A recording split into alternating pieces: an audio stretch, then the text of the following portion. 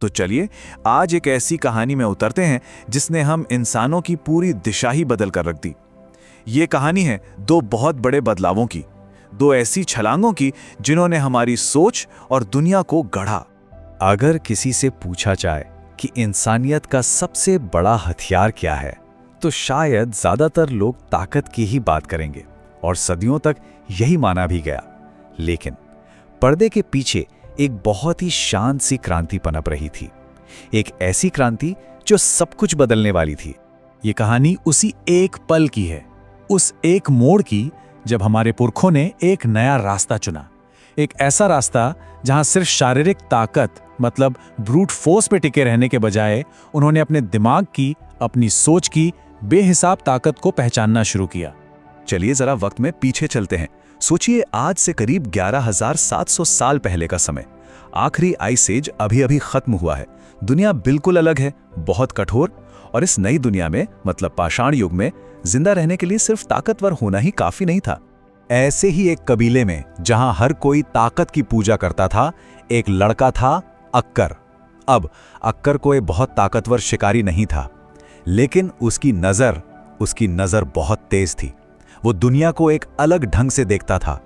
वो जानवरों के छोड़े हुए निशानों में कहानियां पढ़ लेता था। और यही बात उसे सबसे अलग बनाती थी। मतलब वो सिर्फ जमीन पर निशान नहीं देख रहा था, वो उन मामूली से दिखने वाले निशानों को काम की जानकारी में बदल देता था। ये एक ऐसा हुनर था जिसे उसके कबीले के लोग अभी तक समझ ही नहीं पाए थे।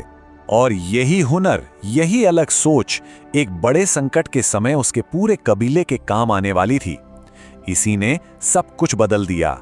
पूरे कबीले में सिर्फ एक ही इंसान था जो अक्कर की इस काबिलियत को समझ पाया। एक बूढ़ा आदमी जो औजार बनाता था। वो समझ गया था कि अक्कर का दिमाग उसकी कमजोरी नहीं बल्कि एक बिल्कुल नई किस्म की ताकत है। और फिर वो संकट आ ही गया। एक भयंकर बर्फीला तूफान आया। खाना खत्म हो गया। शिकारी हर रोज खाली हाथ लौट रहे थे। पूरा कबीला मानो खत्म होने की कगार पर था। अब तो बस एक ही उम्मीद बची थी कि शायद कोई जानवर भटक कर खुद ही उनके पास आ जाए। लेकिन अक्कर वो कुछ और ही सोच रहा था। उसके दिमाग में एक ऐसा आइडिया आया जो उस वक्त के लिए बिल्कुल क्रांतिकारी था। उसने सोचा, हम शिकार के पीछे क्यों भागें? क्यों ना कुछ ऐसा करें कि शिकार खुद चलकर हमारे पास आए।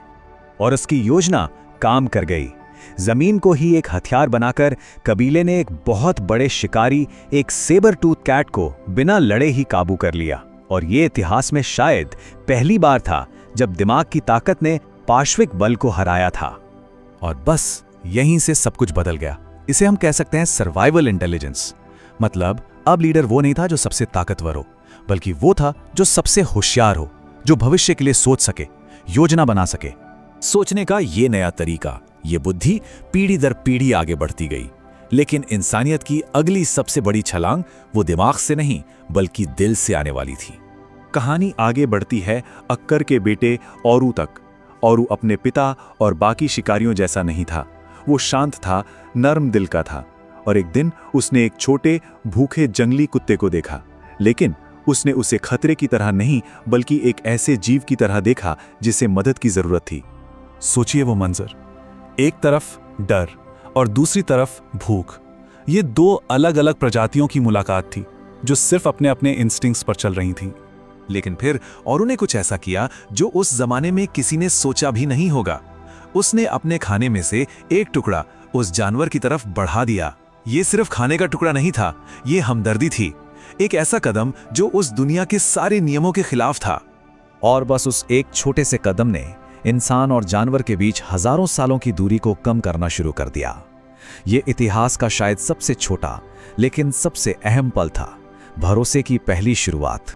लेकिन कबीले के बाकी लोग वो इस नई दोस्ती को शक और डर से देख रहे थे।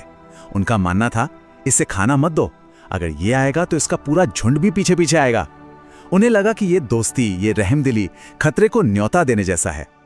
और फिर एक रात वही हुआ जिसका कबीले को डर था। भेड़ियों का एक बड़ा झुंड गुफा के पास आ गया और अंदर कबीले के सभी लोग इस खतरे से बेखबर गहरी नींद में सो रहे थे।